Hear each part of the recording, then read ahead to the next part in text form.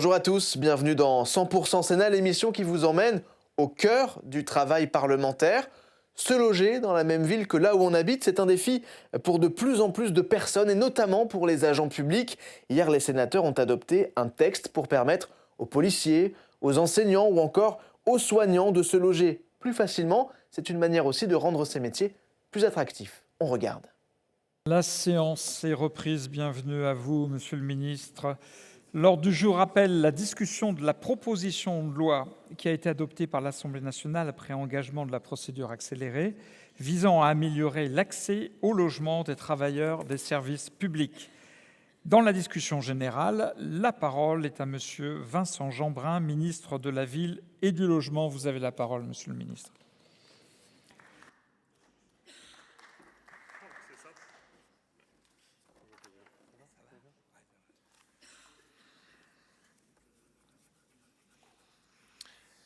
Monsieur le Président, Madame la Présidente, chère Dominique Estrosi-Sassone, Madame la rapporteure, chère Amel Gacquerre, Mesdames et Messieurs les sénateurs, je suis 2 fois en prison. Dans la journée, quand je travaille, le soir, quand je rentre chez moi. Cette phrase d'un surveillant pénitentiaire de la santé qui introduit l'excellent rapport de mon cher collègue David Amiel, alors député, m'a particulièrement frappé.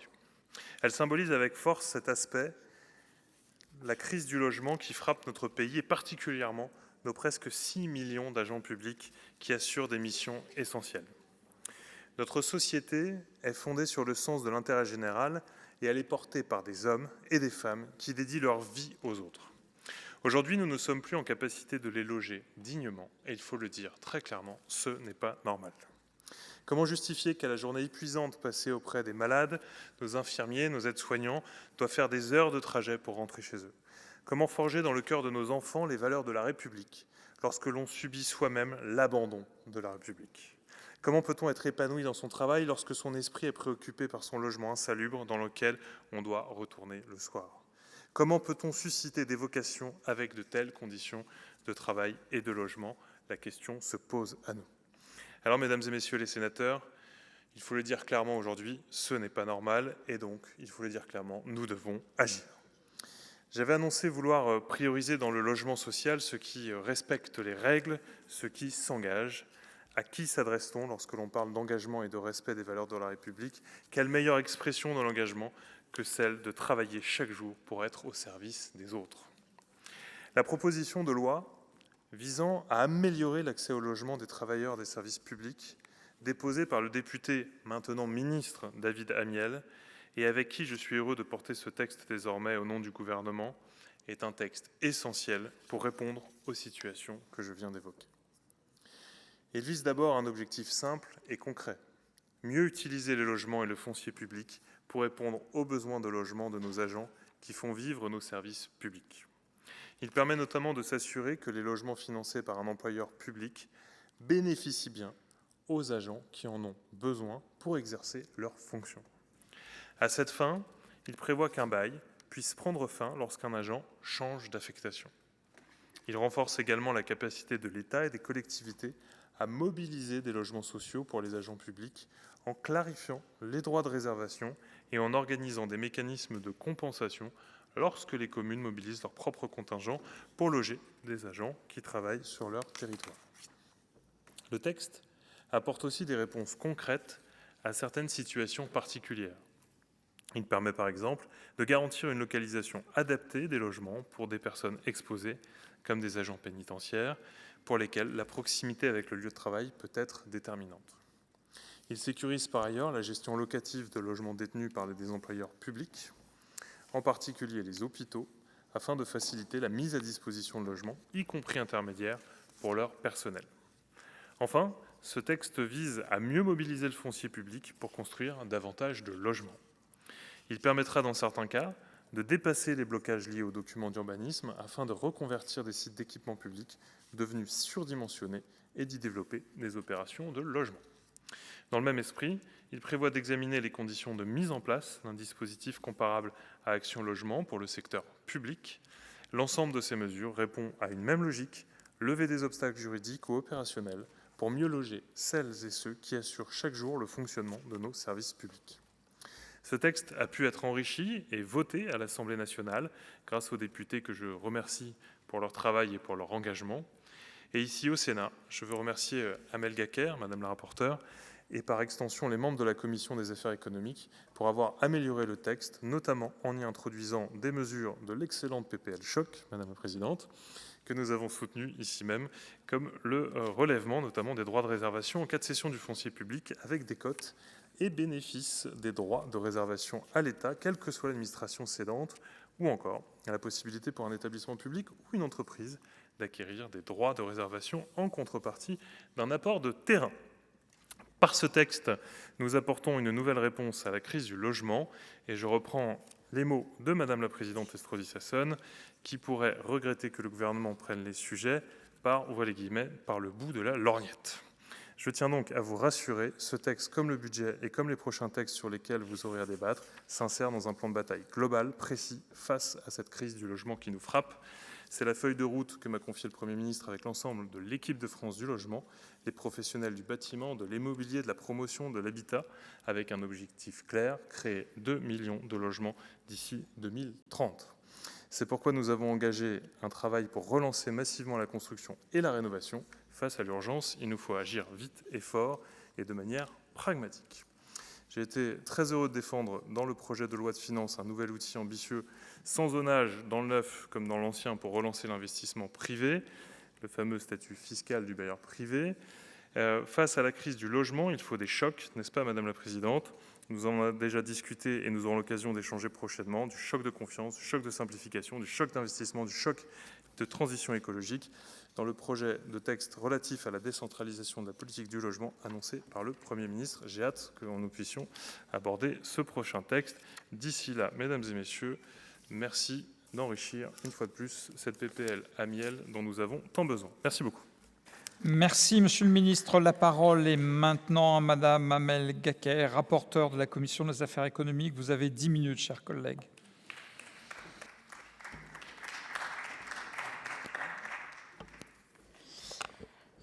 Monsieur le Président, Monsieur le Ministre, chers collègues, les conditions de travail des agents de nos services publics font l'objet d'une attention appuyée depuis la crise sanitaire. Et c'est légitime.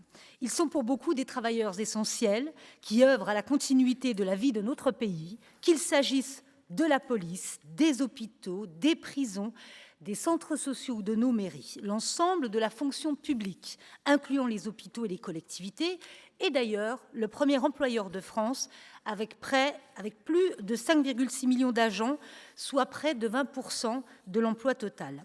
Les travaux de la Commission des affaires économiques le montrent de façon récurrente. L'accès au logement est une condition déterminante pour entrer dans un emploi et s'y maintenir dans de bonnes conditions. C'est un enjeu majeur d'attractivité, de recrutement, mais aussi de fidélisation pour la fonction publique.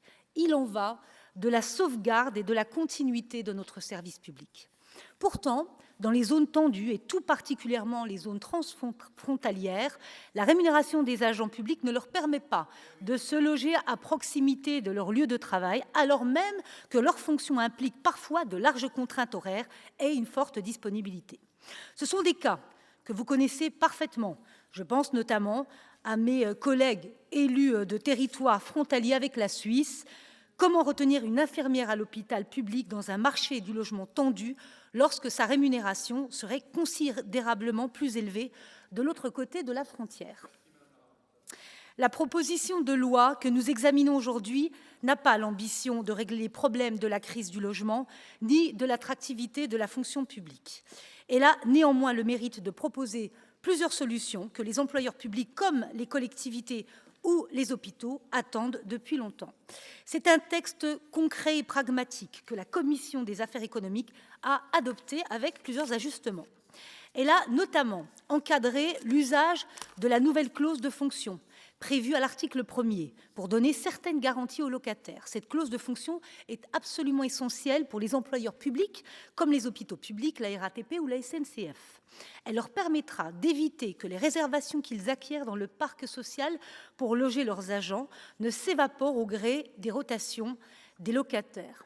Elle sera en outre un vecteur de fidélisation des personnels. Nous l'avons encadrée pour prévoir des exceptions ou des délais de préavis plus longs en cas d'accident de la vie et pour ne pas laisser entière latitude au gouvernement dans la prise du décret d'application. La Commission a également réintégré des mesures votées dans le cadre de la proposition de loi visant à conforter l'habitat, l'offre de logement et la construction adoptée par le Sénat en janvier dernier. C'est le cas, par exemple, à l'article 2, qui vise à relever les droits de réservation dont bénéficiait l'État lors d'une cession de foncier avec des cotes. Nous avons réintroduit une limite à 50% des logements sociaux du programme. Cela permettra d'inciter l'État à avoir recours aux décotes qui contribuent à l'équilibre des programmes sans pour autant fragiliser les contingents des collectivités ou d'Action Logement.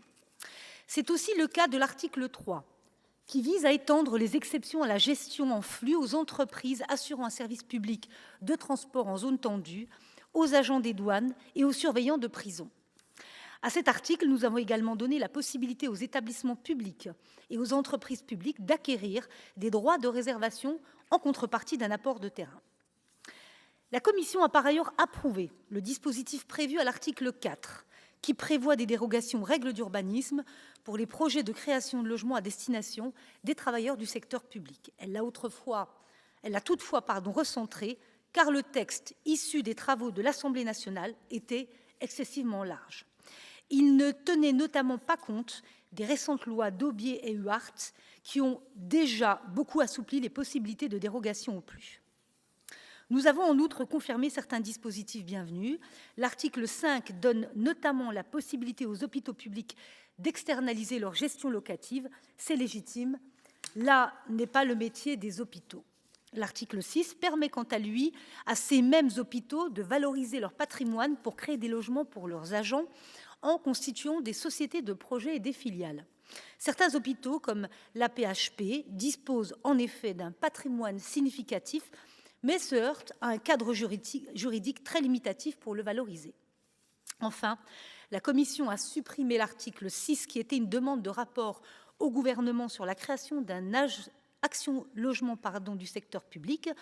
Nous souscrivons bien entendu à l'objectif, qui démontre d'ailleurs de la réussite du modèle de cet organisme paritaire, mais nous estimons qu'une énième demande du rapport, après celui de M. Amiel de 2024, qui proposait déjà de créer une telle structure, est superfétatoire.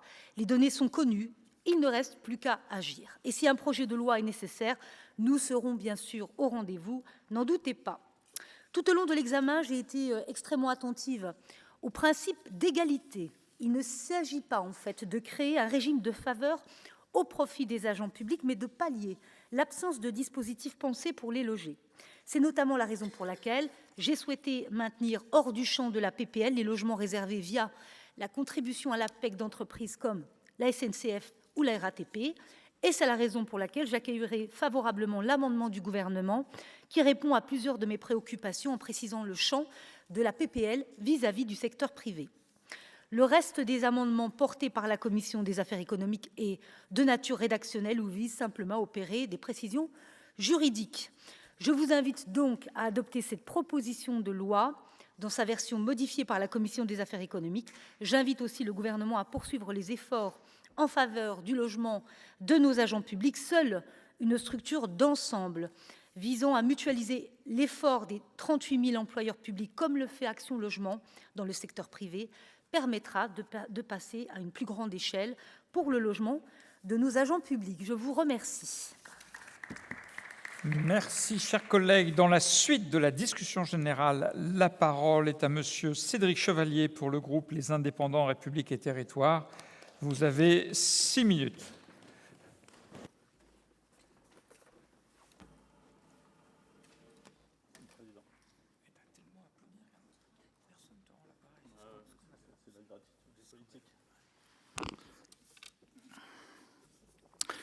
Monsieur le Président, Monsieur le Ministre, Madame la Présidente, Madame la Rapporteure, mes chers collègues, selon le préambule de la Constitution de l'Organisation mondiale de la santé, l'OMS, la santé se définit comme un état de complet bien-être physique, mental et social et ne se limite pas à l'absence de maladie ou d'infirmité.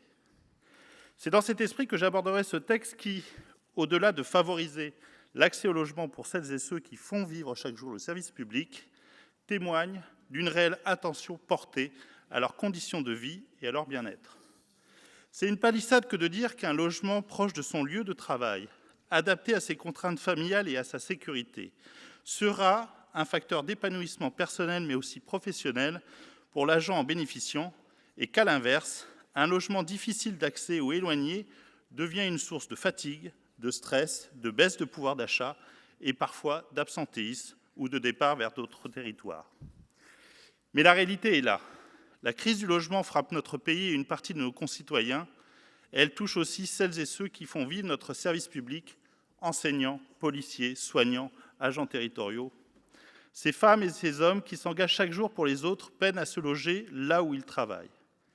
Et quand ceux qui servent la collectivité ne peuvent pas se loger, c'est tout le service public qui vacille. Combien de témoignages de jeunes policiers dormant dans leur voiture ou d'agents hospitaliers passant des heures dans les transports après une journée éreintante avant de recommencer dès le lendemain avons-nous entendu? Les chiffres sont parlants. En 2021, sur 90 000 demandes de logement déposées par des agents publics, seulement 14 000 ont été satisfaites. En 2023, 4 demandes sur 5 restent sans réponse. Derrière ces statistiques, il y a des enseignants contraints de quitter les communes où ils enseignent, des soignants qui s'éloignent des hôpitaux, faute de logements accessibles, des policiers vivant à des dizaines de kilomètres de leur commissariat. Ce ne sont pas des chiffres abstraits, ce sont des situations qui fragilisent ces femmes et ces hommes, nos services publics et nos territoires. Les conséquences sont visibles. Des écoles peinent à recruter, des mairies sont en sous-effectif, des hôpitaux déjà fragilisés voient leurs équipes se réduire. Chaque absence, chaque départ, chaque recrutement manqué fragilise l'ensemble du service public et par ricochet nos concitoyens. Faciliter l'accès au logement pour nos agents n'est pas une simple mesure sociale. C'est aussi un levier stratégique pour la cohésion et la vitalité de nos territoires. Ce texte est un outil aux mains des maires, visant à offrir aux agents un logement adapté à leurs horaires et contraintes et à apporter des solutions concrètes et pragmatiques. Renforcer les droits de réservation sur le foncier public, assouplir la gestion des logements pour les métiers stratégiques, simplifier la construction sur les terrains publics, créer un dispositif inspiré d'Action Logement alignant les droits des agents publics sur ceux du secteur privé. La mise en place d'une clause de fonction permettra de fluidifier l'accès au logement social pour celles et ceux qui en ont réellement besoin, redonnant ainsi au logement social son objectif premier. Cette démarche contribue également à l'attractivité et au développement harmonieux des territoires. Elle permet aux collectivités de bâtir des projets locaux cohérents, de maintenir les services essentiels et de garantir que nos écoles, nos commissariats, nos hôpitaux et nos administrations restent présents là où vivent nos concitoyens. Sans agents, pas de service public. Sans service public, nos territoires se vident et dépérissent. Depuis 2023, plusieurs initiatives ont été engagées pour solutionner la crise du logement. Augmentation de la production, extension du prêt à taux zéro, soutien aux maires bâtisseurs, relance de l'investissement locatif. À cet égard, je souhaite saluer à titre personnel l'engagement constant de la présidente Dominique Estrosi Sassone et de la sénatrice Amel Gacquerre, particulièrement investie et en pointe sur ces questions. Ces efforts sont importants, mais ne suffisent pas à eux seuls. Les tensions sur l'accès au logement persistent. Cette proposition de loi constitue une étape déterminante vers un plan logement ambitieux pour le secteur public, capable de répondre aux besoins immédiats et d'anticiper les défis de demain. Monsieur le ministre, je connais votre détermination à faire avancer ce texte, ainsi que l'attention particulière et votre engagement sur les enjeux du logement de manière générale. Même si ce texte, dont Monsieur le ministre de l'Action et des Comptes publics est à l'origine, ne permettra pas à lui seul d'effacer le manque de moyens humains et financiers dont souffrent nos services publics, il nous permet néanmoins de réaffirmer une priorité: offrir des conditions de vie dignes à celles et ceux qui contribuent au bon fonctionnement du service public et reconnaître leur engagement. Mesdames, Messieurs, mes chers collègues, prenons bien soin de celles et ceux qui veillent chaque jour sur nos concitoyens. Demain, leur faciliter l'accès au logement, c'est rappeler notre attachement au service public et à celles et ceux qui le composent, c'est renforcer l'efficacité de nos services et préparer l'avenir de nos territoires. Je vous remercie. Merci, chers collègues. La parole est maintenant Madame la Présidente Dominique Estrosi Sassone pour le groupe Les Républicains. Vous avez 6 minutes, Madame la Présidente.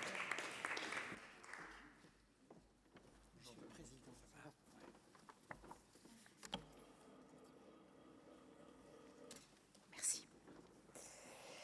Monsieur le Président, Monsieur le Ministre, Madame la rapporteure, mes chers collègues, la proposition de loi que nous examinons cet après-midi met une fois encore en lumière le lien étroit qui unit l'emploi et le logement. Ensemble, ils forment un pilier essentiel de la cohésion sociale. Lorsqu'emploi et logement ne vont plus de pair, ce sont des parcours de vie qui se trouvent fragilisés, voire entravés. Comment envisager une mobilité professionnelle ou agrandir sa famille si l'on ne peut pas se loger là où on le voudrait dans des conditions satisfaisantes? La proposition de loi de M. Amiel est une réponse sectorielle à cet enjeu immense. Elle s'attelle spécifiquement au logement des agents publics qui représentent 20% de l'emploi total dans notre pays. Avec des rémunérations en moyenne inférieures aux salariés du privé, les agents de nos services publics souffrent tout particulièrement de la crise du logement, alors que leurs fonctions impliquent bien souvent des contraintes spécifiques en termes de sécurité, de pénibilité ou de mobilité géographique. Je pense plus particulièrement aux surveillants de prison, aux agents des douanes ou encore à ceux de la SNCF. De manière générale, comment accepter que l'infirmière qui soigne nos aînés, que le policier qui sécurise nos villes, que l'enseignant qui instruit nos enfants soient contraints de s'installer loin de leur lieu de travail au prix d'heures passées dans des transports qui génèrent fatigue, absentéisme et démotivation? Sans véritable politique du logement pour les travailleurs, les difficultés de recrutement s'accentuent. La rotation du personnel augmente et, à terme, tout l'équilibre de nos services publics s'en trouve ainsi fragilisé. Un service public qui ne parvient pas à loger ses agents est un service public affaibli, en proie aux pénuries de personnel et en difficulté pour attirer et retenir les talents. Pourtant, rien n'existe pour mutualiser l'effort des 38 000 employeurs publics pour loger leurs agents.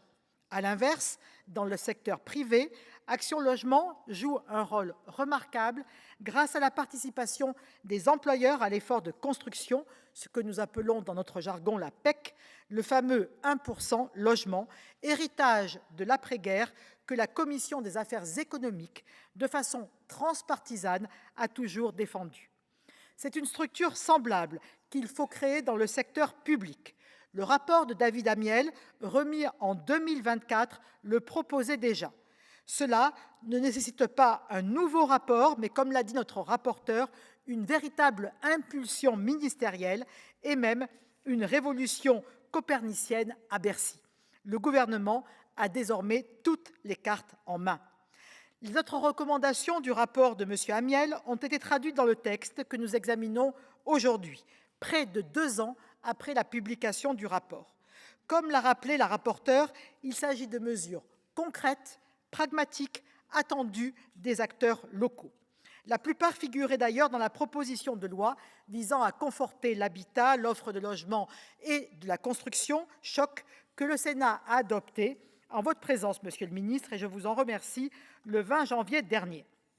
Je pense notamment à la réforme de la clause de fonction dans le logement social, aux exemptions à la gestion en flux pour certaines fonctions spécifiques ou encore au relèvement des réservations en cas de cession du foncier public avec des cotes du flot.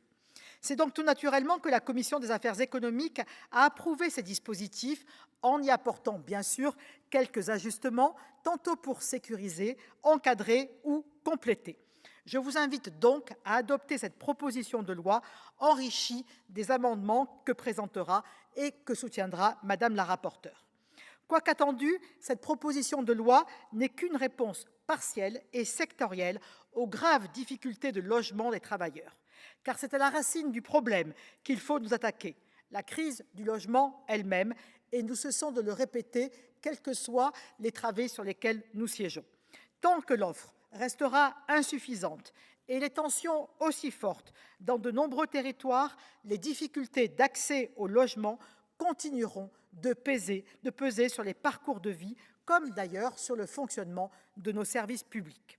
À ce sujet, le 20 janvier dernier, Le Sénat a adopté de nombreuses mesures en faveur du logement social, mais aussi du logement privé pour les travailleurs, dans le cadre de la proposition de loi Choc. J'espère, Monsieur le ministre, que ces mesures sauront être concrétisées prochainement. Il en va en effet du recrutement de nos entreprises, de l'attractivité de nos territoires et du fonctionnement de nos services publics. Et donc je rappelle bien évidemment, et vous l'aurez compris, que le groupe Les Républicains votera bien sûr cette proposition de loi et je vous remercie.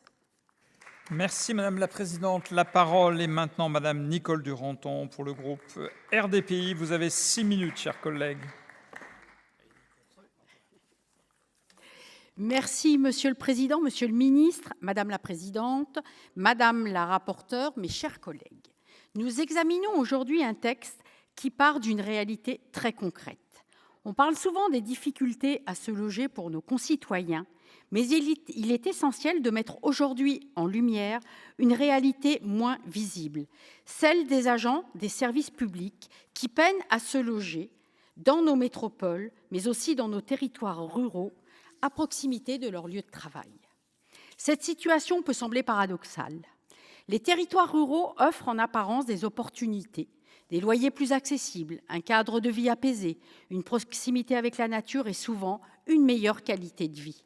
Cette réalité positive est largement contrebalancée par des difficultés structurelles.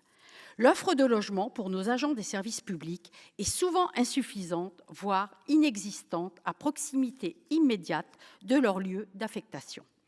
En 2022, 90 000 agents de l'État ont demandé un logement social. Seuls 14 000 l'ont obtenu.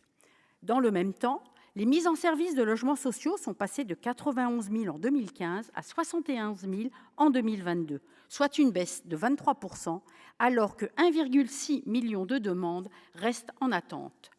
De nombreux agents hospitaliers, des enseignants, des policiers, des agents de l'administration pénitentiaire et autres, ces agents essentiels à la vie de la nation sont parfois contraints à faire des heures de trajet qui engendrent une fatigue chronique jusqu'au découragement dans certains cas. Ces contraintes ont des conséquences concrètes: risques pour la santé mentale, refus de poste, turnover élevé, difficultés de recrutement et, à terme, bien entendu, fragilisation de l'accès aux services publics dans nos territoires pour nos concitoyens. C'est une contradiction majeure, puisqu'on veut réarmer les services publics de proximité dans nos territoires ruraux, mais on ne donne pas aux agents le moyen de s'y installer. Il est temps d'agir avec des mesures ciblées. En effet, la crise du logement touche l'ensemble de nos concitoyens, mais les agents du service public, eux, font face à des difficultés plus spécifiques. Contrairement au secteur privé, ils ne disposent pas d'un dispositif structuré équivalent à Action Logement. Et surtout, lorsqu'un agent ne peut pas se loger, ce n'est pas seulement une trajectoire individuelle qui est affectée, c'est un service entier qui peut être désorganisé. Face à ce constat, la proposition de loi, que je salue, portée par notre collègue député David Amiel et notre rapporteur, apporte une réponse pragmatique et ciblée. Elle ne cherche pas à opposer les travailleurs entre eux. Elle ne vise pas à modifier des règles d'attribution de logement social. Elle fait un choix clair: augmenter l'offre, mieux utiliser le foncier public, lever les blocages et permettre aux initiatives locales de se développer. Le premier levier, c'est celui de l'offre avec l'article 1. La réforme de la clause de fonction permettra de conditionner l'occupation de certains logements sociaux à l'exercice d'un emploi dans un service public, afin de faciliter la mobilisation du parc locatif social au bénéfice des personnes exerçant une mission de service public. Le deuxième levier, c'est celui du foncier avec l'article 2. Le texte facilite sa mobilisation, notamment par des cessions avec des cotes, pour permettre la construction de logements là où ils sont le plus nécessaires. Le troisième levier, c'est celui de la souplesse et du bon sens. Certaines règles, parfois trop rigides, empêchent aujourd'hui d'adapter les réponses aux réalités du terrain.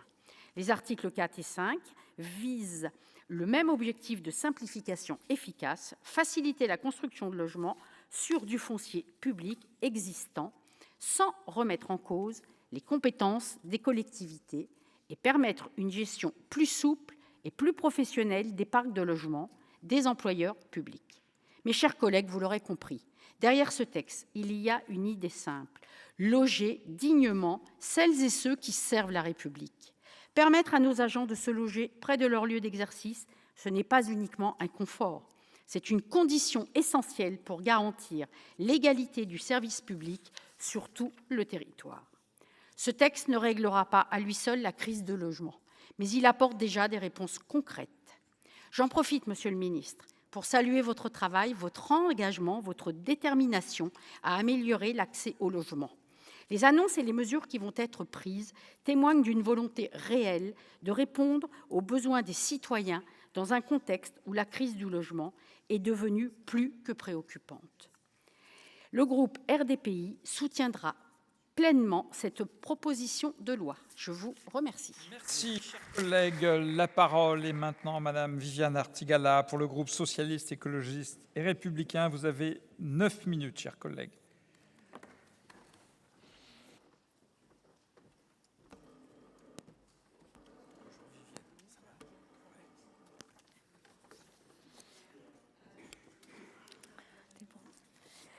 Merci, Monsieur le Président, Monsieur le Ministre, Madame la Présidente de la Commission des Affaires économiques, Madame la Rapporteure, mes chers collègues. Nous examinons aujourd'hui une proposition de loi qui aborde une difficulté réelle et préoccupante. Trop d'agents publics ne parviennent plus à habiter à une distance raisonnable de leurs emplois. Certains acceptent des trajets considérables au détriment de leur vie de famille et au prix de dépenses importantes. Et dans le contexte actuel, on sait combien c'est d'autant plus important. Les chiffres sont éloquents. En 2021, pour 90 000 demandes de logement d'agents de l'État, seules 14 000 auraient été satisfaites. L'AP-HP recense environ 2400 demandes de logement chaque année pour seulement 600 attributions par an en moyenne depuis 2019. À la RATP, 50% des salariés aux horaires atypiques habitent à plus de 20 km de leur lieu de travail et 17% à plus de 40 km. Les 7 224 logements sociaux attribués en 2022 sur le contingent préfectoral de 5% ne représentent que 2,4% de l'ensemble des attributions de l'année. Le constat est donc évidemment partagé.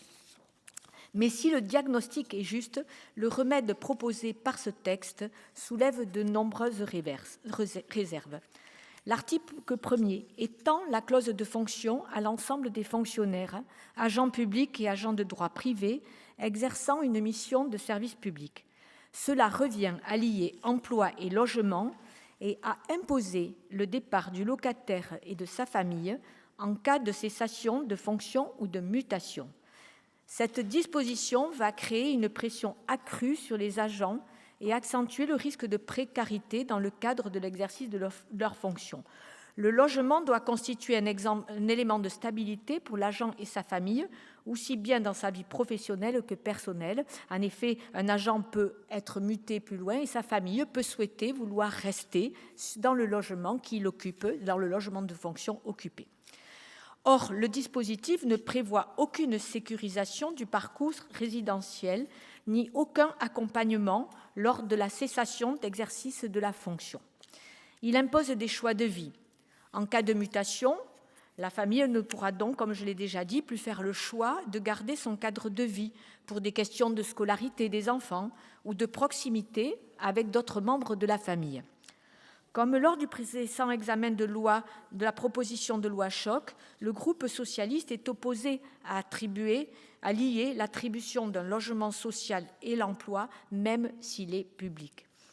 Cette proposition ne dit rien non plus des moyens concrets dédiés à cette question du logement des agents du service public, essentiel pour redonner de l'attractivité à la fonction publique dans ses trois versants, État, hospitalier et territorial.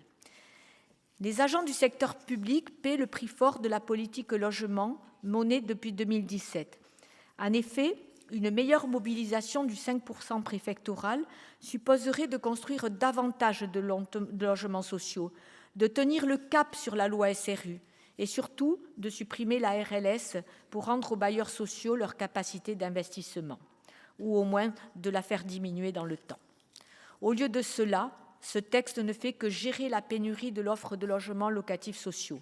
Nous atteignons le triste record de bientôt 3 millions de ménages en attente d'un logement social. Créer un action logement du service public qui piloterait la politique du logement des agents publics serait une solution plus structurelle, déjà évoquée dans les recommandations du rapport d'avril 2024, Loger les travailleurs des services publics. L'article 6 de la PPL que nous examinons demandait précisément au gouvernement qu'un rapport soit remis au Parlement sur les conditions d'élaboration d'un tel organisme. Mais la rapporteure a fait le choix de le supprimer en commission. Le maintien de cet article nous semble pourtant essentiel pour financer et construire des logements au bénéfice des agents du service public. Aussi, nous soutiendrons son rétablissement.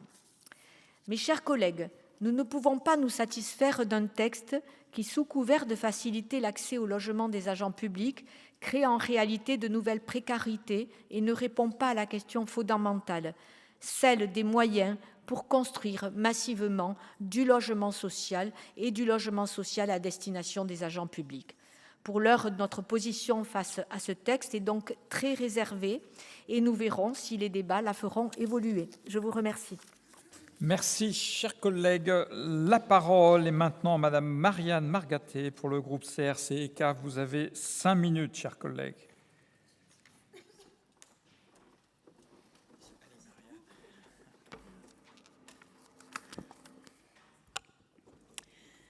Monsieur le Président, Monsieur le Ministre, Madame la Présidente de Commission, Madame la Rapporteure, chers collègues, qui pourrait s'opposer à l'accès au logement des travailleurs des services publics ? Comme les 12 millions de personnes fragilisées par la crise du logement, les travailleurs du service public rencontrent des difficultés pour que leur droit au logement soit respecté.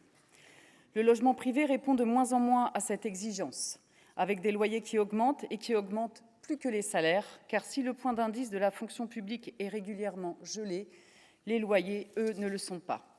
Le droit au logement ne peut pas être sectorisé, mais nous pouvons partager un constat simple. Alors que les salariés du secteur privé peuvent bénéficier d'Action Logement et d'environ 50% des attributions du parc social, ce n'est pas le cas des salariés du secteur public. Quelques fonctionnaires d'État peuvent effectivement aujourd'hui accéder au logement social à travers le pourcentage qui leur est dédié sur le contingent préfectoral. Pourtant, avec seulement 2,4% des attributions pour ces fonctionnaires, alors que 5%, soit 2 fois plus, sont prévus, nous constatons l'insuffisance de ce levier déjà censé faciliter l'accès au logement. Plusieurs outils pourraient être employés pour résoudre cette crise du logement, pour les travailleurs des services publics, bien sûr, mais pour tous les autres aussi, et que mon groupe CRCE-K a plusieurs fois défendu, notamment à travers des propositions de loi. Étendre et pérenniser l'encadrement des loyers qui prendra fin en novembre prochain. Encadrer les prix du foncier pour que les prix de l'immobilier soient moins élevés et que cela se ressente sur le niveau des loyers tout en facilitant l'accession à la propriété. Construire 200 000 logements sociaux par an et ainsi mettre fin au décalage croissant entre l'offre et la demande. Réquisitionner les logements vacants et mettre en œuvre une politique ambitieuse de réhabilitation pour lutter contre les passoires thermiques et le mal-logement. Ce qui est certain, c'est que l'accès au logement ne doit jamais être conditionné à la situation personnelle des individus, encore moins à leur situation professionnelle. Ce texte fait le pari inverse. Si vous rencontrez des difficultés pour accéder à un logement, vous devrez désormais nouer un pacte avec votre employeur, celui de la loyauté et de la bonne santé. Car si vous changez d'employeur ou si vous tombez malade, l'employeur pourra rompre votre bail et vous mettre à la rue. Si un plus grand malheur vous frappe encore, vos enfants, votre épouse ou votre époux devront s'attendre à être mis dehors. Mais au-delà de cette précarisation du bail, quel est l'intérêt de ce texte ? Est-ce seulement un changement de priorité et de critères dans la gestion de la pénurie, puisqu'il n'y a toujours pas assez de logements sociaux disponibles ? Manifestement non. Le texte prévoit que les employeurs puissent également devenir promoteurs ou bailleurs, en tout cas qu'ils puissent exploiter leurs ressources foncières pour générer des recettes nouvelles et loger leurs salariés près de leur lieu de travail ou même sur leur lieu de travail. Là encore, il y a une forme de bricolage des auteurs qui, pour ne pas mobiliser l'argent public nécessaire aux besoins, trouvent une nouvelle parade qui pose des problèmes supplémentaires. Désormais, les directions d'hôpitaux devront par exemple choisir entre préserver une réserve foncière pour envisager l'extension d'une unité de soins ou l'utiliser pour loger leur personnel qui ne trouve pas de solution ailleurs. Il faut mobiliser toutes les ressources disponibles pour répondre à la crise du logement. Cette crise frappe toutes celles et ceux qui ont des petits salaires. C'est vrai dans le privé, c'est vrai dans le public, c'est vrai aussi pour les personnes privées d'emploi, pour les retraités et pour les jeunes. Et lorsque les salaires sont suffisants pour se loger dans le privé, faut-il forcément que cela bénéficie aux 3,5 propriétaires qui possèdent 50% du marché locatif privé?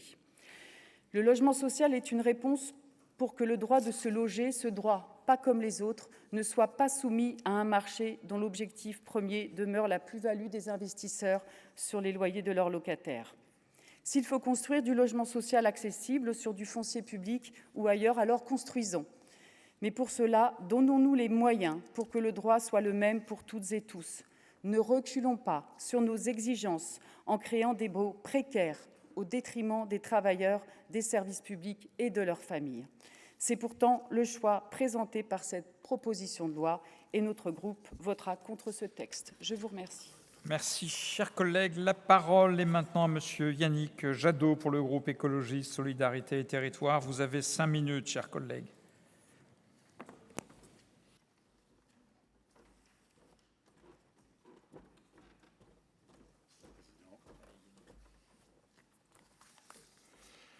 Monsieur le Président, Monsieur le Ministre, Madame la Présidente, Madame la Rapporteure, chers collègues, est-ce qu'il faut développer l'offre de logements abordables pour les fonctionnaires, les agents publics, y compris les agents municipaux qui vont vivre de nouvelles aventures pendant 7 ans? C'est une évidence absolue.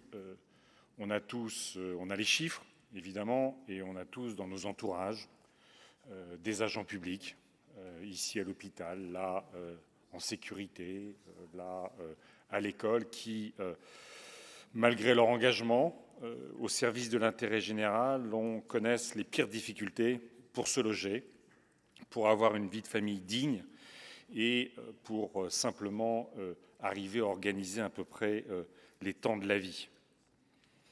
Et puis, il faut noter quand même que si les agents publics ont de plus en plus de mal à se loger, c'est aussi que leur niveau de vie a baissé relativement et que ça les exclut de plus en plus de la location privée comme de l'accession à la propriété. En 2023, sur 105 000 demandes de logement formulées par des agents publics, seulement 21 000 ont été satisfaites, soit un taux de 1 sur 5. Cette difficulté, je l'ai dit, est d'autant plus accrue pour les agents de catégorie B et C du fait de leur salaire modeste. Ils ont du mal à faire face aux loyers et aux charges. Le texte proposé par le camp présidentiel, l'équipe de France du logement, tel que vous l'avez mentionné, bon, Monsieur le Ministre, on ne va pas se le cacher, votre équipe de France n'est pas qualifiée. Hein, on le verra dans le texte. Parce que, de fait, c'est toujours la même philosophie que de vous développer. On n'a pas de grande politique du logement depuis 10 ans, rien ou si peu face à l'effondrement de la production de logements sociaux, soutien à la financiarisation du secteur, refus de réguler l'explosion des prix. On est toujours dans le même débat depuis des mois, gérer la pénurie plutôt que de relancer massivement l'offre. L'impact de ces politiques, on le sait, est dramatique. Selon l'Agence nationale de contrôle du logement social et son rapport il y a quelques semaines, en 2023, 62% des demandeurs de logements sociaux avaient des ressources inférieures au plafond fixé pour les logements très sociaux, PLAI. Et pourtant, malgré l'augmentation de la demande, des candidats de plus en plus nombreux et vulnérables, la part du parc très social régresse depuis 10 ans, passant de 44 à 41%. Nous déplorons donc que le texte proposé accentue cette évolution au détriment des publics les plus fragiles. En particulier, nous rejetons toute mesure qui viserait à inscrire une clause de fonction au sein du bail. Nous proposerons donc en conséquence la suppression de l'article 1. Cette clause conditionne le droit au logement à l'existence du contrat de travail, introduisant une précarisation supplémentaire pour des agents publics déjà en difficulté. En 2021, près de 390 000 agents ont changé d'établissement, souvent sans changer de territoire. Les contraindre à quitter leur logement sans garantie de relogement, c'est aggraver de fait leur insécurité résidentielle et, in fine, pourrait en avoir, malgré l'objectif, un effet contre-productif sur l'attractivité même des fonctions publiques.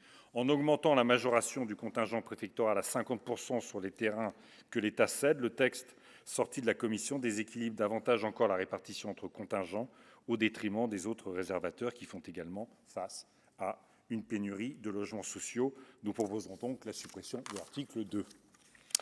En n'apportant aucune solution globale à la pénurie d'offres de logements sociaux locatifs, cette PPL conduit donc, comme d'habitude, à opposer les catégories de demandeurs selon leur profession au détriment des principes fondamentaux d'universalité et de solidarité du logement social.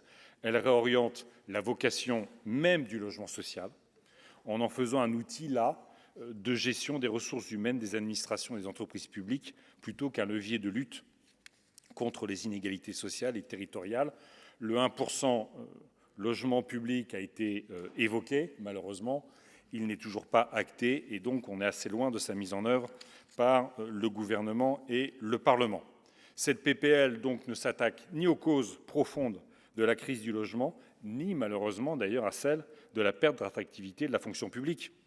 On sait que cette perte d'attractivité trouve ses racines dans la stagnation des rémunérations, la précarisation des statuts, la dégradation des conditions de travail, les logiques de rationalisation et la perte de sens qui traversent aujourd'hui de nombreux services publics, notamment dans la santé, l'éducation, le social, la sécurité.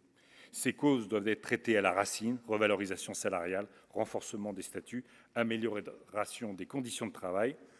Dans ces conditions, notre groupe ne peut soutenir ce texte qui contourne les problèmes structurels et organise une concurrence entre publics en difficulté. Je vous remercie.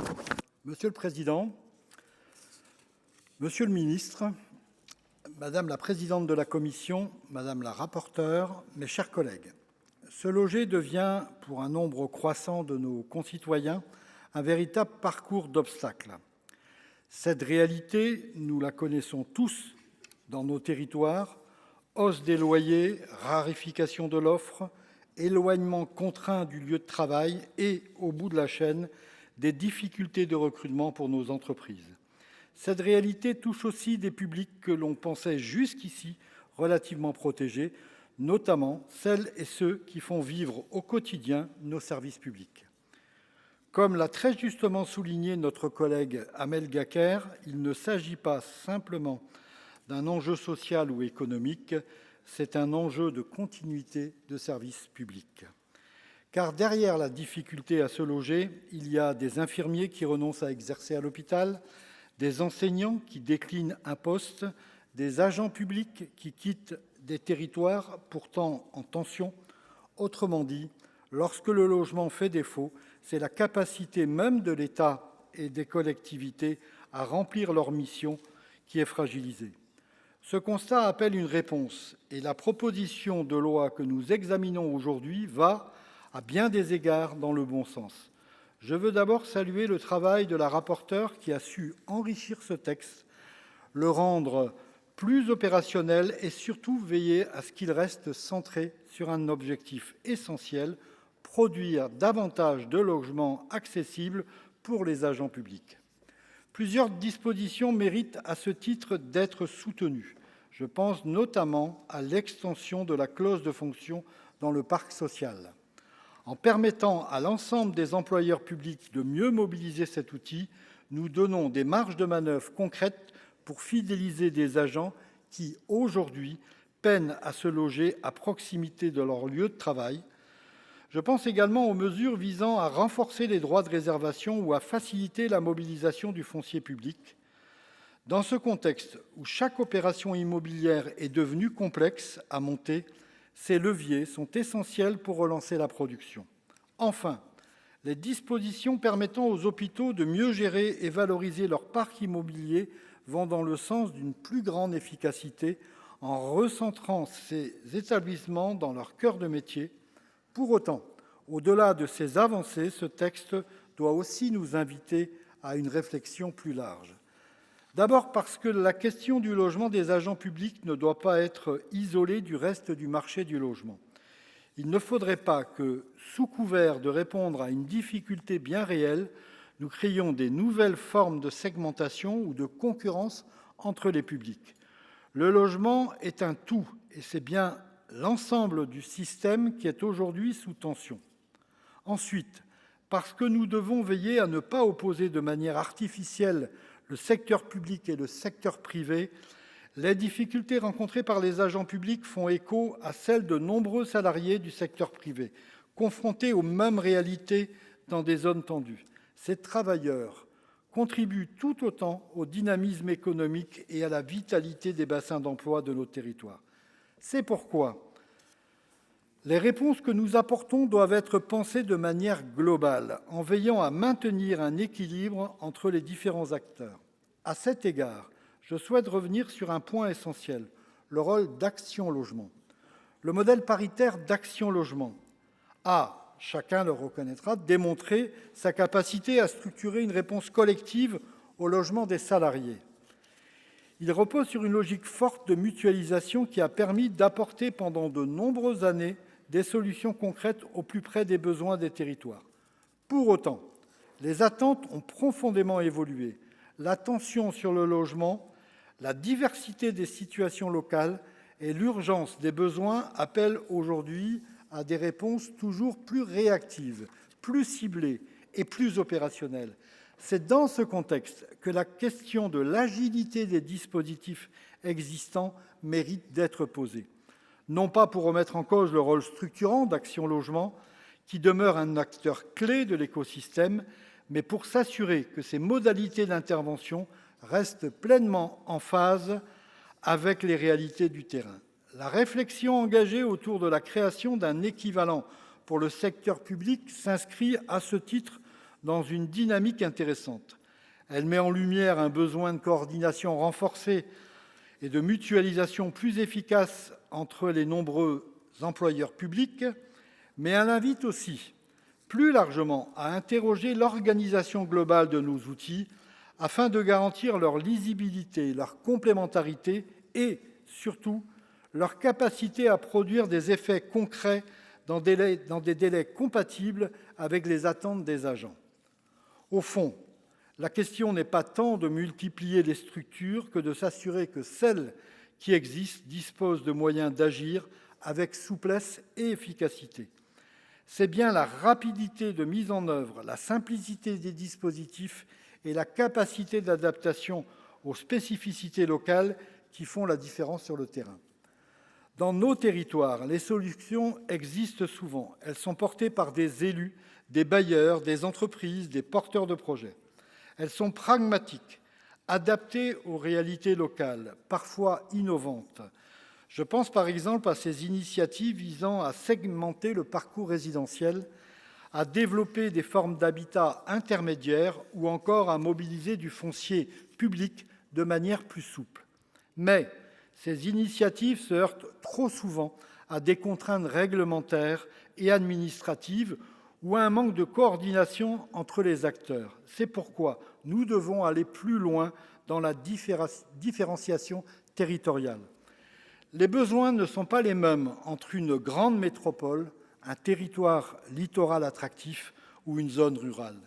Les réponses ne peuvent donc pas être uniformes, donner davantage de souplesse aux élus locaux, mieux associer les acteurs de terrain, faciliter les expérimentations.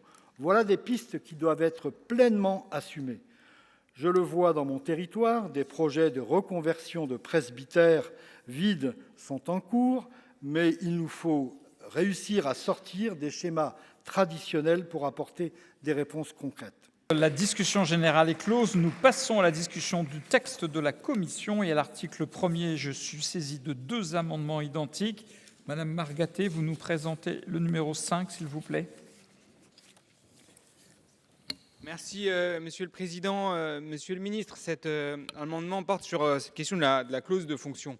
Cette clause de fonction, ça a été dit d'ailleurs par Marianne Margaté tout à l'heure, elle nous pose un sérieux problème parce que de fait, elle lie l'emploi au logement. Vous savez, je vais vous prendre l'exemple de la PHP. Mme Carrère-Gé en a parlé à l'instant. Au passage, Mme Carrère-Gé, la campagne municipale est terminée. Vous savez, la PHP, par exemple, à Paris, a fait une chose très concrète. Elle a voulu chasser les retraités au moment de leur départ en retraite de leur logement. C'est-à-dire que des infirmières qui avaient travaillé toute leur vie au service des Parisiennes et des Parisiens se sont retrouvées à devoir partir. Or, de fait, Une fois qu'une infirmière n'a plus la possibilité de vivre en logement social à Paris, elle est contrainte de quitter notre ville. Je ne suis pas persuadé que cette précarisation dans le logement soit le meilleur moyen de récompenser des agents du service public. Un agent du service public, il doit avoir la possibilité de rester dans son logement au moment de son départ en retraite. Et donc, nous déposons un amendement de suppression concernant cette clause de fonction parce qu'elle nous paraît particulièrement injuste. Merci, M. Brossat. M. Jadot, vous avez un amendement identique, le 13, vous avez la parole. Oui, merci Monsieur le Président. Notre amendement va évidemment dans le même sens que celui de nos collègues communistes. Tout à l'heure, notre collègue disait il faut revenir à la vocation première du logement social, c'est de loger les agents publics. Désolé, ce n'est pas ça la vocation première du logement social. Et dans notre Constitution, il est écrit que, évidemment, le logement social, il doit relever d'un droit inconditionnel au logement. Un droit inconditionnel au logement, ce qui veut dire qu'il n'est pas conditionné par un contrat de travail. C'est ça la base du logement social. Et nous l'avons dit toutes et tous, combien nous étions extrêmement inquiets de voir tant d'agents publics dans des situations extrêmement dramatiques. Mais l'idée pour nous, responsables politiques, ça ne doit pas forcément être de prendre à un moment donné un public pour essayer d'améliorer son accès au logement au détriment des plus fragiles et de celles et ceux qui en ont le plus besoin. Alors, dans cette clause de fonction, nous aussi, nous considérons qu'elle est malvenue. Nous considérons qu'elle peut précariser, fragiliser toute une série d'agents publics dans leur accès au logement, au-delà du fait que, encore une fois, nous sommes extrêmement attachés à un investissement massif dans l'offre. Il n'y a que comme ça qu'on va y répondre. On peut tourner autour du pot 50 fois, on peut multiplier les textes où chacun défend les mêmes positions, les uns voyant le verre à moitié vide, les autres à moitié plein, mais la réalité, c'est qu'il tant qu'il n'y a pas de choc d'offres sur le logement social, on va être dans cette mise en compétition des publics, et franchement, ce n'est pas à la hauteur du défi. Merci, M. Jadot. Quelle est la position de la Commission sur ces deux amendements identiques ? Merci, Monsieur le Président. Alors, la clause de fonction dans le logement social ce n'est pas le principe du logement social à vie, parce que c'est ce que vous défendez, en fait. Et donc, c'est vraiment une différence de point de vue majeure. Et c'est tout l'inverse, et on a eu l'occasion d'en débattre dans le cadre de la commission. C'est une incitation, la clause de fonction concrète pour les employeurs publics à acquérir des droits de réservation dans le parc social et donc à financer l'effort de construction des bailleurs sociaux.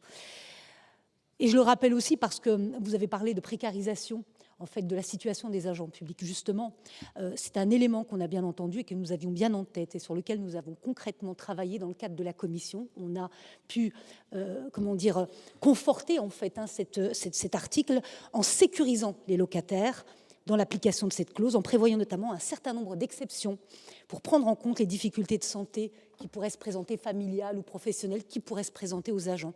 Donc c'est vraiment, vous l'avez dit, c'est une différence de point de vue majeure, mais je le redis, ce que nous défendons dans ce texte, c'est certainement pas un logement social à vie, mais on a bien intégré aussi le fait que ce lien entre emploi et logement est un lien sur lequel nous devons avoir une attention particulière, ce que nous avons concrètement voulu intégrer dans le texte aujourd'hui.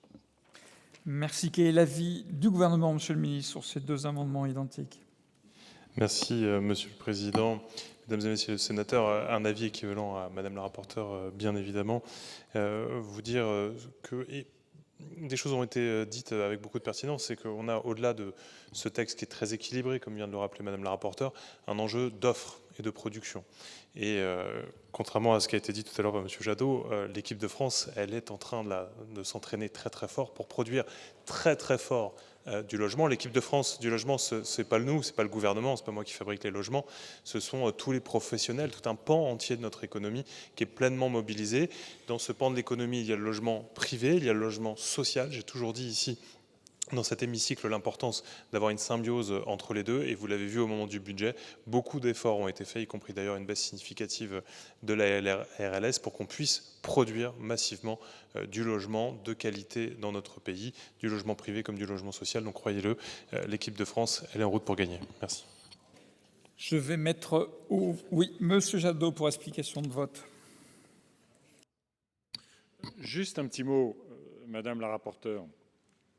Ce n'est pas le débat sur, au fond, est-ce qu'il faut lier le logement à un contrat de travail ou le logement social à vie. La réalité, c'est que vous allez avoir beaucoup de situations potentiellement où la situation des personnes qui ne seront plus liées à un contrat va être précarisée. C'est ça le sujet. Et en fait, en dépit de cette précarisation-là, qui devrait confirmer le maintien dans un logement social, vous allez avoir potentiellement la fin de l'accès à ce logement social sans possibilité de relogement. Donc on est dans une situation potentielle de précarisation hors du contrat de travail. Donc ce n'est pas du tout cette distinction autour du logement à vie. Merci Madame Carrère, vous avez demandé la parole pour une explication de vote. Merci beaucoup, Monsieur le Président. Je voterai l'article 1er et donc pas les amendements de suppression parce que, comme je l'ai indiqué, autant il faut faire une utilisation réfléchie des dispositions de l'article 1er, autant les garde-fous qui ont été institués par la Commission me paraissent tout à fait pertinents. Souffrez, Monsieur Brossat, que l'on puisse parler de Paris plus qu'une fois tous les 6 ans, y compris dans cet hémicycle. Et permettez-moi de souligner un petit écart qu'il peut y avoir entre la parole et les actes. Vous avez mis en cause la direction de la PHP au sujet des infirmiers. Permettez-moi de vous dire, je peux vous donner une liste de concierges qui travaillent pour les offices publics de HLM de la ville de Paris, qui se voient mettre à la porte une fois leur retraite arrivée. Je vous remercie. Monsieur Brossat, vous avez la parole pour explication de vote. Merci. Je voudrais le redire et reposer la question. Que se passe-t-il au moment du départ en retraite? Une fois de plus, vous êtes agent de la PHP, par exemple. Vous avez travaillé toute votre vie au service des habitants de la ville. Vous partez en retraite, de fait, vous avez une pension de retraite qui est inférieure au salaire que vous avez touché. Et non seulement vous avez une pension de retraite qui est inférieure à votre salaire, mais en plus de ça, vous êtes obligé de quitter votre logement. Est-ce que c'est comme ça qu'on remercie des agents qui se sont engagés au service de la collectivité? Je pense que la question mérite d'être posée. Merci. Je mets aux voix ces deux amendements identiques avec deux avis défavorables. Qui est pour? Qui est contre? Ils ne sont pas adoptés. Nous passons à l'amendement 18 du gouvernement. Monsieur le ministre, vous avez la parole.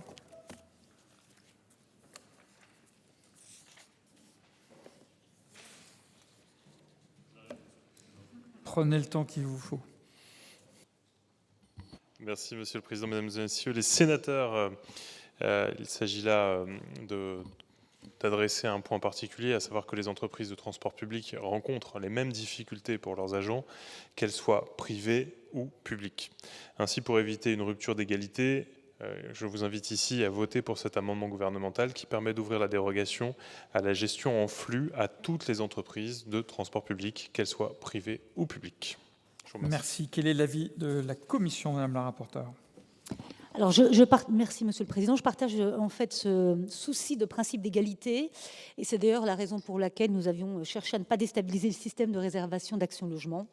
Les agents des entreprises assurant un service public de transport sont effectivement confrontés à des enjeux spécifiques, notamment en termes d'horaires décalés, de disponibilité en zone tendue. Donc à ce titre, donner la possibilité à ces entreprises d'utiliser une clause de fonction semble proportionné et cohérent avec le reste du texte. Donc votre amendement reviendrait à réserver l'usage de la clause de fonction d'une part aux employeurs publics d'État, comme l'État, les collectivités et les hôpitaux, et d'autre part aux salariés d'établissements d'entreprises assurant un service public de transport. Voilà pourquoi nous proposons un avis favorable. Je mets aux voix cet amendement du gouvernement avec un avis favorable de la Commission. Qui est pour? Qui est contre? Il est adopté. Madame Margaté, vous nous présentez le 7. Monsieur Savoldelli, vous avez la parole. Merci, Monsieur le Président, Monsieur le Ministre, Madame la rapporteure, mes chers collègues. Bon, tout le monde a bien compris que notre groupe préférait que cet article 1er soit complètement supprimé puisque nous continuons de le dire, nous regrettons que les travailleurs des services publics ne soient pas logés à la même enseigne pour obtenir un logement social. Je trouve que c'est vraiment un mythe, cette campagne du logement social à vie. Ici, tout le monde, quelle que soit son identité politique, sait qu'il y a une enquête de ressources, sait qu'il y a un surloyer. Tout le monde connaît tout ça. Donc, franchement, je pense que ça, c'est un faux débat purement idéologique, mais chacun en prend la responsabilité. Pour ce qui concerne les communistes, moi, je vais vous dire, je pense que ce n'est pas une tare d'être dans un logement social à vie, mais je peux vous dire que nous, on est pour que tout le monde ait un emploi, une formation à vie et être reconnu socialement utile à vie. Voilà, parce que dans l'objet qui nous occupe là, il va y avoir des gens qui vont être mis à la rue. Licenciement, parce qu'ils changent d'employeur ou parce qu'ils sont trop malades. Donc, la question qui relève de cet amendement, c'est les ayants droit du titulaire du bail. Le seul titulaire pourra ne paraître que le ou la salarié d'un service public, mais par contre, son époux ou son épouse ne rentre pas dans les critères. Non, les enfants non plus. Donc, ça va être la précarité partagée, qui va même être décuplée pour les ayants droit. Je vous pose 2 questions. Par exemple, quel droit pour une femme victime de violence dans ce contexte ?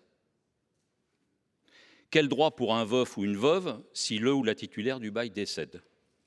Nous pensons, et j'espère que vous partagerez notre point de vue sur ces 2 questionnements, et qu'il est nécessaire d'écrire clairement dans la loi que la rupture de bail ne pourra pas avoir lieu en cas de décès des travailleurs des services publics titulaires du bail. C'est une façon de protéger les ayants droit, y compris pour les épouses ou les époux de fonctionnaires d'État et de leurs enfants, qui déjà aujourd'hui souffrent d'une absence de limite de cette clause de fonction. Merci. Quel est l'avis de la commission, madame la rapporteure ?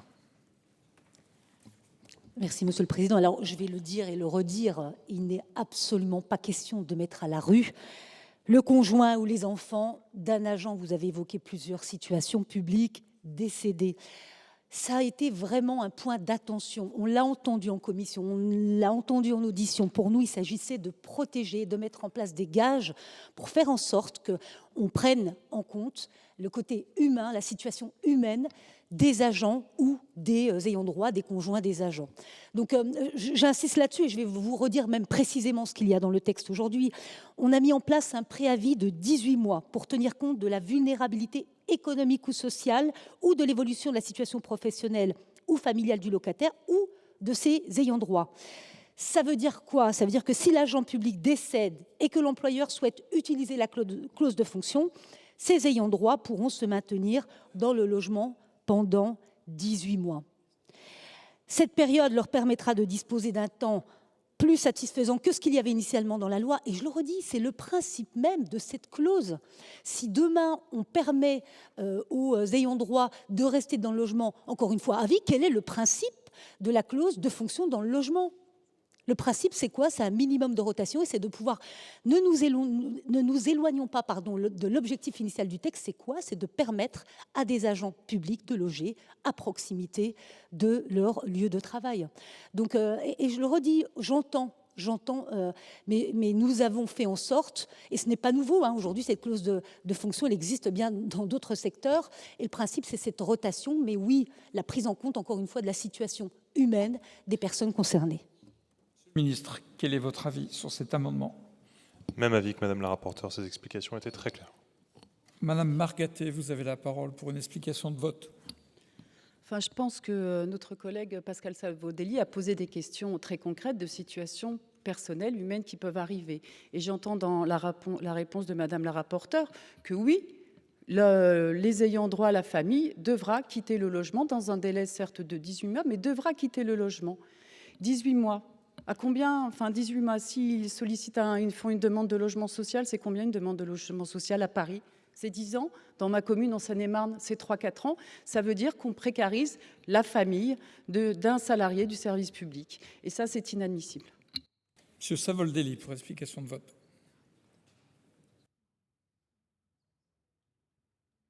Oui, merci, Monsieur le Président. Monsieur le Ministre, Madame la rapporteure, il y a excusez-moi de dire ça, mais il y a ce qui relève de l'idéologie, avec ce mythe du logement social à vie. Et puis là, il y a le cas concret. On a bien regardé le texte, on avait regardé les 18 mois. Mais enfin, on sait tous qu'il va falloir être éligible à un logement. Le mari ou la femme du conjoint qui va avoir ces 18 mois pour chercher, vous croyez qu'elle va chercher quoi s'ils sont actuellement dans un logement social, public ? Ils vont aller où ? sous des critères d'attribution qui sont définis par la loi, de telle typologie de logement public. Donc vous voyez, il ne faut pas qu'on contourne le débat, quoi. Il ne faut pas qu'on croie que parce que le fonctionnaire, son partenaire est décédé, il va avoir un parcours vers l'accession à la propriété. Enfin, franchement, il y a un moment, je m'excuse, je pense que ça ne posait pas problème. Je ne pense pas que c'était un amendement, franchement, qui dévalorisait cette loi et cet aspect de la clause de fonction. Et après, il y a un environnement, je m'excuse de vous le dire, mais ça, j'en ai pas la propriété tout seul. Je ne dis pas que je pense ça et que les autres ne le pensent pas, mais il y a un aspect d'affect. Vous savez ce que c'est que partir d'un logement où vous avez habité avec quelqu'un qui décède? Vous avez des enfants? Ce n'est pas seulement un problème d'autres logements, c'est aussi une conduite de la vie affective. Je vous le dis, et on a tous connu ça. Et on n'en a pas plus la paternité, les communistes, que les autres. Mais on vous demande d'avoir un peu quand même raisonné un peu pour bouger un peu entre les lignes sur des aspects très humains. Monsieur Jadot, pour une explication de vote. Alors, premièrement, est-ce qu'il y a un problème de rotation dans le logement social? Oui.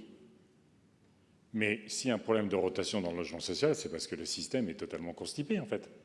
À partir du moment où vous avez de plus en plus de personnes qui répondent aux critères pour avoir du logement social et que, de l'autre côté, l'offre ne suit pas, eh bien, le système se verrouille totalement. Et donc, effectivement, il y a moins de rotation. Mais ce n'est pas de la faute des bénéficiaires, c'est de la faute de l'offre. Deuxièmement, dans notre pays aujourd'hui, on le sait toutes et tous à peu près, que 102 salaires dans une famille, la question de l'accès à la location privée ou à un parcours résidentiel est totalement impossible. 102 salaires d'un certain niveau, c'est totalement impossible. Et les cas qui sont évoqués ici, au fond, sont la disparition potentielle d'un salaire. D'où aussi l'enjeu de précarisation. Sortir du logement social des ménages qui passent de 2 à 1 salaire va produire une trappe au mal logement et à la pauvreté. Madame la rapporteure, vous avez demandé la parole? Non. Je mets aux voix cet amendement 7 avec 2 avis défavorables. Qui est pour? Été saisi d'une demande de scrutin public par le groupe CRCK. Plus personne ne demande à voter. Le scrutin est clos. Nombre de votants 342, nombre de suffrages exprimés 327, pour l'adoption 98, contre 229. Le Sénat n'a pas adopté. Nous passons ensuite à l'amendement 20 de la Commission. Madame la rapporteure, vous avez la parole pour nous le présenter. Merci, il s'agit d'un amendement rédactionnel, une précision rédactionnelle. Merci, Monsieur le ministre, sur l'amendement rédactionnel. Avis favorable. Je mets aux voix cet amendement rédactionnel avec 2 avis favorables. Qui est pour? Qui est contre? Il est adopté. Nous passons ensuite à l'amendement 6. Madame Margaté, vous nous le présentez? Merci, Monsieur le Président. Cet amendement est en fait un amendement, on peut dire, de repli. Il propose en effet un meilleur encadrement de cette clause de fonction afin de limiter les effets les plus dommageables pour les travailleuses et les travailleurs des services publics. Si certains logements construits suite à l'adoption de cette proposition de loi auront peut-être intérêt à rester à disposition de l'administration publique et de leurs salariés, il faut néanmoins sécuriser les personnes qui y vivent, qui ne sont pas seulement une force de travail, mais d'abord des êtres humains. Afin de sécuriser leur parcours locatif et leur droit au logement, nous proposons de ne pas entraver la clause de fonction que vous proposez dans ce texte, tout en permettant aux titulaires du bail d'être relogés ailleurs, comme c'est le cas dans les opérations de requalification menées par l'ANRU par exemple. Avec des démolitions de logements ou des réhabilitations lourdes, le locataire pourrait bénéficier de 3 propositions de relogement avant résiliation du bail. Cela nous semble être plus équilibré et sécurisant pour les locataires comme pour les bailleurs qui auront moins besoin de recourir à l'intervention de la préfecture ou de la police pour procéder à des expulsions. Quel est l'avis de la Commission, Madame la rapporteure? Merci, Monsieur le Président. Donc, les obligations de relogement à la charge des bailleurs sont aujourd'hui déjà strictement encadrées. Elles existent notamment en cas d'opérations d'urbanisme, de travaux de structures rendant les lieux inhabitables, de programmes de rénovation urbaine ou de démolition. Le cas qui est évoqué aujourd'hui est très différent. D'abord, la clause de fonction. Et ça, je souhaite le rappeler quand même et mentionner dans le bail. Le locataire a donc pleinement conscience du lien qui existe entre sa fonction et son logement. Et ensuite, l'existence d'un préavis d'au minimum d'un minimum de 6 mois entre la fin des fonctions du locataire et la résiliation du bail permet de garantir un délai de transition satisfaisant. Donc avis défavorable. Monsieur le ministre, quel est l'avis du gouvernement? Madame la rapporteure, même avis. Je mets aux voix cet amendement 6 avec 2 avis défavorables. Qui est pour? Qui est contre? Il n'est pas adopté. Je mets aux voix l'article 1er dans sa totalité. Qui est pour? Qui est contre? Qui s'abstient? L'article 1er est adopté. Nous passons ensuite à l'article 2, à l'amendement 14. Monsieur Jadot, vous nous le présentez? Merci, Monsieur le Président. Cet amendement est un amendement de suppression de l'article 2. En effet, notre groupe s'oppose à cet article qui vise à permettre à l'État de bénéficier plus largement de droits de réservation sur les logements sociaux construits sur les terrains qu'il cède avec décote. Les modifications adoptées en commission ont relevé le taux de réservation dont peut bénéficier l'État de 10 à 50% des logements sociaux du programme, ce qui renforce encore la logique de segmentation du logement social poursuivie par cet article. Cet article risque, selon nous, de fragiliser le financement du logement social en permettant à l'État de capter une part accrue des droits de réservation au détriment des cofinanceurs, des autres cofinanceurs. Il affaiblit ainsi la portée réelle de la loi SRU et risque d'orienter la production sociale vers des publics plus solvables ou plus institutionnels, ce qui est déjà malheureusement le cas, au détriment des personnes mal logées, en grande précarité ou relevant du DALO. Merci. Merci. Quel est l'avis de la commission, Madame la rapporteure? Merci, Monsieur le Président. Le relèvement des droits de réservation de l'État en cas de cession du foncier public avec décote ne conduirait pas à fragiliser le financement du logement, bien au contraire, puisque les cessions avec décote sont un outil essentiel pour permettre l'acquisition du foncier par les organismes HLM à un prix compatible avec le montage de programmes de logements sociaux. Le taux de décote peut d'ailleurs atteindre jusqu'à 100% lorsque l'opération est financée en PLAI en zone tendue, en relevant les droits de réservation au bénéfice de l'État. L'objectif de l'article est d'encourager justement l'État à recourir davantage à ce mécanisme, car avec un taux de 10%, l'incitation est faible, surtout si ce bonus se limite à l'administration qui vend et qui, par définition, n'en a en général plus besoin. Donc un avis défavorable. Quel est l'avis du gouvernement, Monsieur le ministre? Même avis que Madame la rapporteure. Je mets aux voix l'amendement 14 avec 2 avis défavorables. Qui est pour? Qui est contre? Il n'est pas adopté. L'amendement numéro 9, Madame Margaté, s'il vous plaît. Merci, Monsieur le Président. Nous comprenons l'idée d'entamer la création d'un action logement de la fonction publique en créant un alignement entre le contingent dédié et l'augmentation des droits d'attribution accordés à l'État et aux administrations publiques en cas de cession de leur foncier. Il est nécessaire d'inciter à céder du foncier public si celui-ci permet de construire des logements sociaux et si cela ne se fait pas au détriment du bon fonctionnement de nos services publics. Cependant, ce foncier doit servir à construire des logements sociaux accessibles à toutes et tous, pour les travailleuses et travailleurs des services publics, c'est certain, mais aussi pour tous les autres demandeurs en attente. En sectorisant l'accès au logement social, nous rendons le droit au logement moins effectif, car plus dépendant de la situation professionnelle des demandeurs. Avec plus de 3 millions de demandes en attente, il est nécessaire de construire davantage, pas de répartir différemment des logements en nombre insuffisant.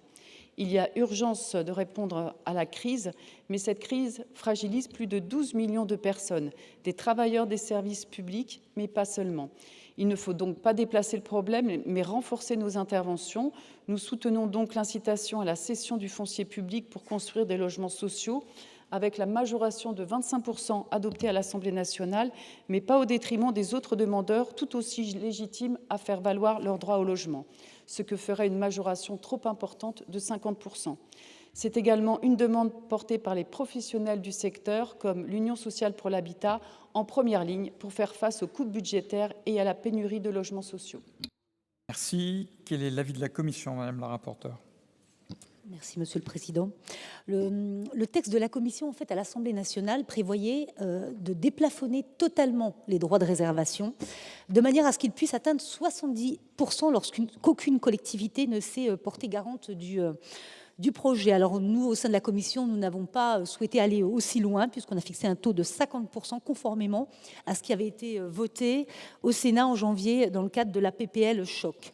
Donc ce plafond de 50% permettra de respecter les 20% de contingents communaux et l'éventuel contingent d'Action Logement, tout en laissant des attributions à la main des Caleol, le cas échéant, donc en intégrant bien aujourd'hui les contingents déjà existants. Donc c'est plutôt un taux, ce qu'on a souhaité faire, c'est fixer un taux incitatif, mais tout en restant équilibré. Merci. Et donc avis défavorable. Merci. Monsieur le ministre, l'avis du gouvernement? Même avis que Madame la rapporteure. Je mets aux voix cet amendement 9 avec 2 avis défavorables. Qui est pour? Qui est contre?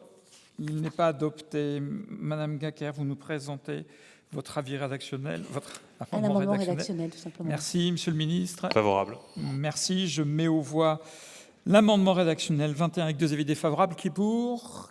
Qui est contre? Il est adopté. À l'article 4, Monsieur Savoldelli, vous nous présentez l'amendement 8. Oui, merci, Monsieur le Président, Monsieur le ministre, Madame la rapporteure. Ce n'est pas tout le temps le cas, mais sur cet article, nous sommes favorables à ce qu'il y ait des dérogations au plan local d'urbanisme pour faciliter la construction de logements au-delà des zones ou des normes en vigueur sur une commune. Mais il y a un mais, parce qu'il y a un petit oubli qui est quand même, je vois que vous souriez, mais il y a quand même un oubli de taille. Jamais défini le type de logement qui pourront être construits.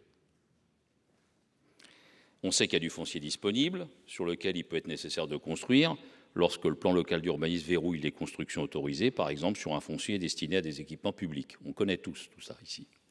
Cependant, en visant à améliorer l'accès au logement des travailleurs des services publics, ce texte ne produit aucun article qui garantirait réellement l'accessibilité de ces logements, notamment en termes de niveau de loyer.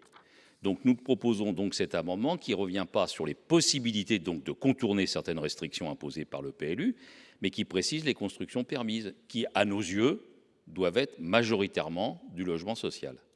Dans le cas contraire, nous pensons que ces logements construits seront véritablement à destination des travailleurs du public. On peut s'interroger.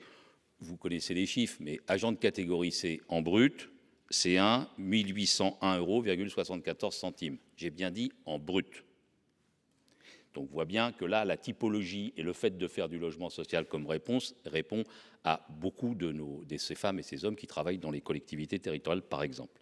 Donc, les loyers étant pas encadrés, les salaires étant insuffisants, les logements risquent de ne pas trouver de preneurs ou vont dégrader le niveau de vie des travailleurs, dont certains sont contraints d'accepter un logement trop cher dans ce contexte de pénurie et peuvent se retrouver même en insolvabilité.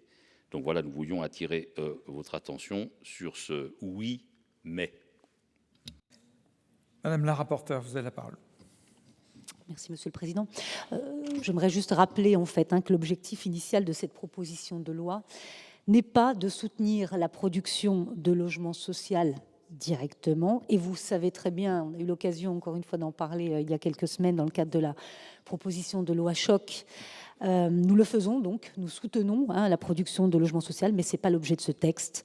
Ici, ce que nous soutenons, c'est la production de logements pour les travailleurs des services publics. Donc, les besoins des travailleurs des services publics ne se limitent pas à des logements sociaux. Dans certains cas, il faut du logement intermédiaire, voire du logement libre, pour parfaitement être adapté aux besoins. Et les programmes de logement à destination des travailleurs des services publics dont il est question demeureront soumis aux règles du droit commun en matière de logement social, et notamment à l'obligation dans les communes carencées d'un taux de 30% de logements sociaux, dont tout programme de construction de plus de 12 logements. Voilà pourquoi un avis défavorable. Monsieur le ministre, quel est l'avis du gouvernement? Même avis que Madame la rapporteure. Monsieur Savoldelli, ensuite Madame Margatet. Merci, Monsieur le Président, Monsieur le Ministre, Madame la rapporteure. Je vous remercie pour la sincérité et l'authenticité de vos propos. Ce projet de loi n'est pas là pour construire des logements sociaux. Et je le dis souvent quand j'ai l'occasion d'être aux côtés de Monsieur le Ministre, on a le mérite d'habiter le même département. On était à 110 000 demandeurs de logement. J'ai peur, Monsieur le Ministre, qu'on ait dépassé les 110 000. La demande majoritaire, plus de 70% des Val-de-Marnais, quel qu'ait été leur vote ou leur non-vote par l'abstention, sont demandeurs d'un logement social. Donc vous comprenez l'attachement qu'est le nôtre à défendre qu'il y ait plus de construction de logements sociaux. Madame Margatet, pour explication de vote. Oui, comme ça au moins les choses sont claires. Mais moi je reprendrai également l'essentiel, le rapport. Enfin l'objet quand même de ce texte de loi, c'était de loger des agents des services publics, travailleurs essentiels dont on connaît aujourd'hui le montant des rémunérations qui sont bien trop faibles. Donc on ne peut pas d'un côté précariser leur maintien dans les lieux et d'autre part ne pas agir pour créer des logements qui leur soient accessibles. C'est un non-sens. Et donc, je pense qu'en effet, ce n'est pas l'objectif donc de ce texte de loi que de loger les travailleurs essentiels, puisqu'on refuse qu'il y ait une part de logement social indiquée dans ce texte de loi pour assurer leur logement. Je mets aux voix cet amendement 8 avec 2 avis défavorables. Qui est pour? Qui est contre? Il n'est pas adopté. Je mets aux voix la totalité de l'article 4. Qui est pour? Qui est contre? Qui s'abstient? L'article 4 est adopté. Sur l'intitulé de la proposition de loi, Madame Margaté, vous avez un amendement 12. Merci, Monsieur le Président. Cette proposition de loi s'intitule, je cite, « visant à améliorer l'accès au logement des travailleurs des services publics ». Or, ce texte précarise le maintien dans les lieux des travailleurs des services publics et de leurs familles. Et ce texte n'a pas vocation, ça a été dit, à créer du logement accessible à ces travailleurs essentiels. Je propose donc de mettre en cohérence ce texte avec un intitulé différent, qui serait « Proposition de loi visant à précariser l'accès au logement des travailleurs des services publics ». Quel est l'avis de la commission, Madame la rapporteure? Alors, je voudrais quand même rappeler dans la genèse finalement de ce texte, ce sont des demandes aujourd'hui des administrations, et c'est issu d'un rapport de travaux qui ont été menés à l'époque par le député, maintenant ministre Amiel. Donc je ne pense pas, ou en tout cas j'entends cette conclusion, mais je le redis, ce n'est pas du tout une proposition de loi qui vise à précariser justement la situation des agents publics. Au contraire, on a essayé d'être assez transparent pour vous dire, on a essayé d'être transparent pour dire qu'elle n'allait pas régler la crise du logement, c'est une réalité, mais elle permet de donner des outils supplémentaires aux administrations publiques, aux administrations territoriales de mieux loger ces fameux travailleurs essentiels dont on a beaucoup parlé il y a encore quelques années dans le cadre de la crise sanitaire. Donc voilà pourquoi vous comprendrez que j'émettrai un avis défavorable, en tout cas, à votre proposition. Merci. Quel est l'avis du gouvernement, Monsieur le ministre? Merci, Monsieur le Président. Ne dit-on pas que tout ce qui est excessif est insignifiant? Je crois que la proposition de titre était un petit peu excessive et donc avis défavorable. Merci. Je mets aux voix cet amendement 12 avec 2 avis défavorables. Qui est pour? Qui est contre? Il n'est pas adopté. Je vais mettre aux voix l'ensemble de la proposition de loi. Y a-t-il des demandes d'explication de vote? Je n'en vois pas. Je mets aux voix l'ensemble de la proposition de loi visant à améliorer l'accès au logement des travailleurs des services publics. Qui est pour? Qui est contre? Qui s'abstient? Elle est adoptée. Voilà pour l'examen de cette proposition de loi pour améliorer l'accès au logement des agents publics. Et pour aller plus loin, je vous donne rendez-vous sur publicsénat.fr où vous trouverez tous les détails sur ce texte. 100% Sénat, c'est fini pour aujourd'hui. Merci beaucoup de votre fidélité. Très bonne journée sur Public Sénat.